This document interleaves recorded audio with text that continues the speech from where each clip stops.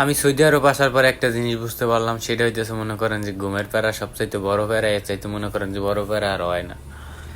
2 ঘন্টা 3 ঘন্টা ঘুমাইয়া মনে করেন যে রোজার মাসে সারা রাত সারা দিন মনে করেন যে জাগনা থাইকা একটা মানুষের জন্য মনে করেন যে কতটুকু কষ্ট, মানে কতটুকু পরিমাণে কষ্ট, এটা মনে করেন যে যাই করে মনে করেন যে বোঝে।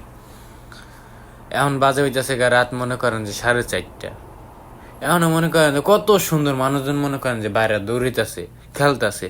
ছোট ছোট 5 বছরের পোলাপানি মনে করেন যে ফুটবল খেলতেছে। আর আমাকে বাংলাদেশ হইলে আরে রাত্রি মনে করেন 7টার পরে মনে করেন যাকে একটা কম্বল পেছে ঘুমাইতে জায়গা।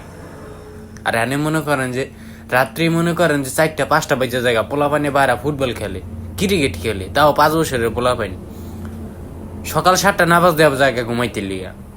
আবার দেখা যায় সন্ধ্যার যখন মাগরিবের আজান দেয় তখন আবার ঘুম থেকে ওঠে। শালা সব কিছুই মনে করেন সিস্টেমই চেঞ্জ। এই জায়গায় আসার পরে সব কিছু সিস্টেমই চেঞ্জ হয়ে গেছে গা। আর আমাকে ডিউটি মনে করেন যে রাত্রে কাজ করি, দিনে মনে করেন যে একটু সময় পেলে ঘুমাই। কোন দিন মনে করেন যে সূর্যটা দেখছি এটাও মনে করেন যে ভালো করে মনে নাই। মাঝে মাঝে এমনও দিন যায় সূর্যই দেখি না।